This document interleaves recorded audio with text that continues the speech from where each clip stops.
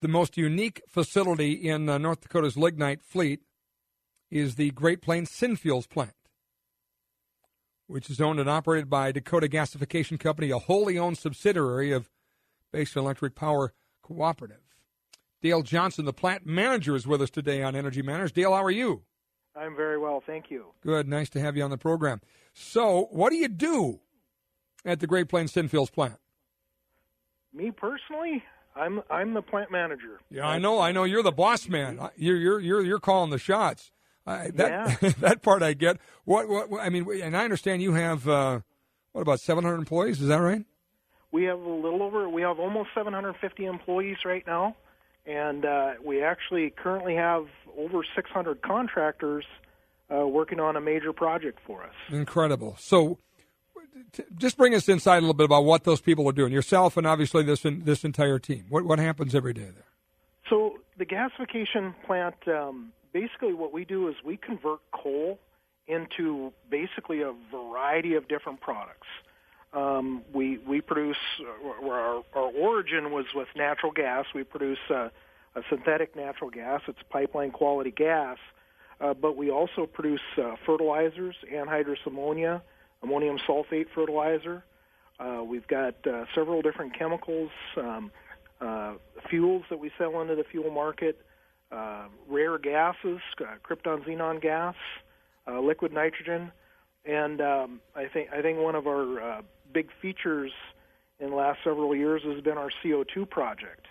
We're actually tied into one of the largest CO2 sequestration projects in the world.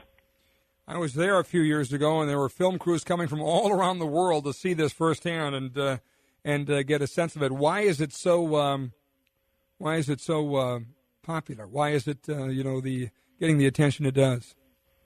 Well, I think there has been a lot of different innovation that's been done at the plant.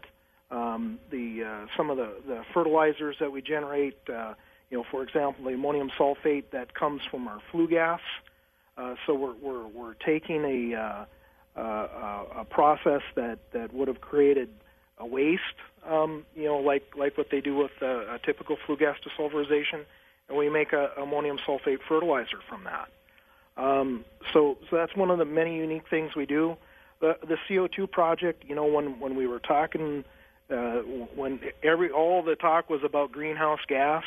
We were doing it. We were taking CO2 that would have otherwise gone into the air, and we were selling it into the oil field. So we really are unique in that way, and really kind of cutting edge. And what you're doing, if it could be done in more places, would greatly change the whole climate change debate, right? Yeah, I think it has that potential. I mean, our technology is unique to gasification. It isn't necessarily something that can be done at a power plant or some other combustion type of facility. But there are portions of that technology, the compression, the pipeline systems, that sort of work can be done anywhere. And is it still have the? I mean, is it still the thing? I mean, is it still as popular? I mean, I know when you first did this and got it going, as I said, you had a lot of international attention on this, but obviously this debate isn't really going away. So, does it remain every bit as popular? Are people as curious about this across the globe? It seems like it goes in cycles. We as you said a couple of years ago when you were here, I think we were kind of at really a high point as far as interest goes. Lately, it's been a little bit more quiet.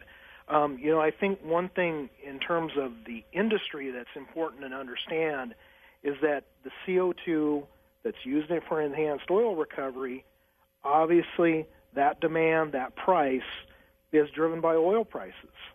So as long as we're kind of in a lull on oil pricing, that attractiveness for that product is declined. There aren't people that want to make that kind of investment until the oil prices start to rebound. The plant history goes back to the Carter era, I guess, built in the early 80s and plant online in 84, all part of the U.S. mission to be less dependent on foreign sources of energy. ended up running into a rough patch when there was an oversupply of natural gas that hit in the mid 80s, and so that's when obviously Basin Electric became involved and got the plant from the U.S. Department of Energy. I'm curious how you've avoided that history repeating itself a little bit, because obviously you got a similar situation now with the price of natural gas and the supply. Is it the diversification that you've done?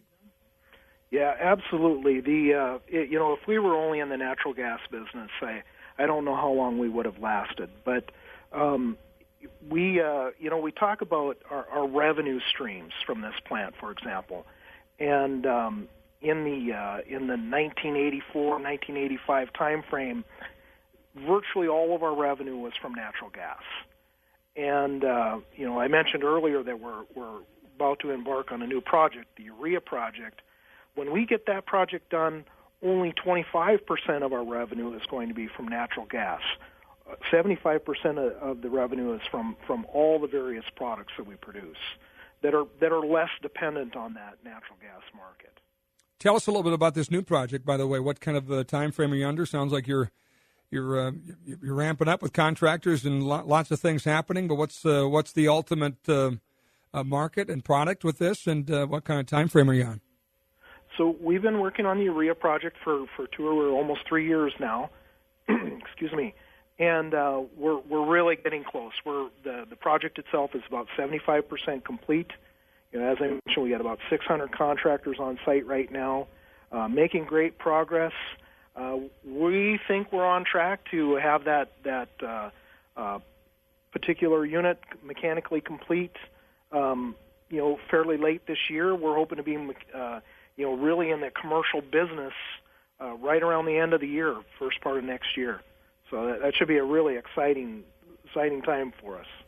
And you've mentioned a couple of times some of the other projects you're doing, like fertilizers and whatnot. What kind of scale is that now? In other words, what kind of does that add to the ag supply? Which you always love the idea of farmers being able to access supplies that are ultimately from North Dakota providers. So that's a good thing to bring the price down for them. I know that was one of the reasons for a proposed fertilizer plant that's since been put on the shelf by CHS down by Jamestown. But tell us a little bit about the Great Plains Synfuels Plant role and all that. So, for example, with urea and the potential for diesel exhaust fluid, the urea demand or the production that we will have will basically saturate the market within about 250, 300 miles of the plant. So our target region really is the western part of North Dakota, partway into the east, and potentially Montana. That general area, we will produce enough product, about 300 to 400,000 tons a year into that region. So we will be one of the prime suppliers for this region. Our anhydrous is anhydrous ammonia that we also sell, ammonium sulfate. All of those are pretty much being sold in this general region for fertilizer. How much coal are you consuming to do all this?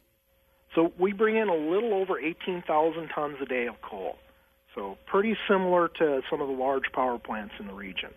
That's pretty amazing. And you get your coal from the Freedom Mine? Yes. And that's a fantastic story. We have a great relationship with the mine. We've learned over time that the quality of the coal, the size, and the various chemical parameters are really important to the gasification facilities. So the mine does a fantastic job in working with us and making sure that we have the kind of quality of coal that we need, and just like I say, just a great relationship overall. Yeah, that's a really fascinating story. Dale, anything else you want to tell us about the good work you folks are doing at the Great Plains Synfuels Plant? No, I guess the big thing is we're very proud of what we've done environmentally. I mentioned the CO2 project, that huge sequestration project, just one of a kind in the world. We like to think that we're one of the safer facilities, and I'm really proud of our people, the innovation and the drive that our folks have. It's an exciting place to work. It's a fun place to be. I've worked here over 30 years, and every day is fun. That's fantastic. Great story, Dale. Thanks for sharing it with us and telling us a little bit about the story, and our best to the whole 700-plus team there and 600-plus contractors there and all the great things that are going on. Certainly, they're lucky to have a good leader. We appreciate your time. All right. Thank you. Great Plains Synfuels Plant Manager Dale Johnson joining us. Been at that plant since 1985. Is that a great story or what? Love it.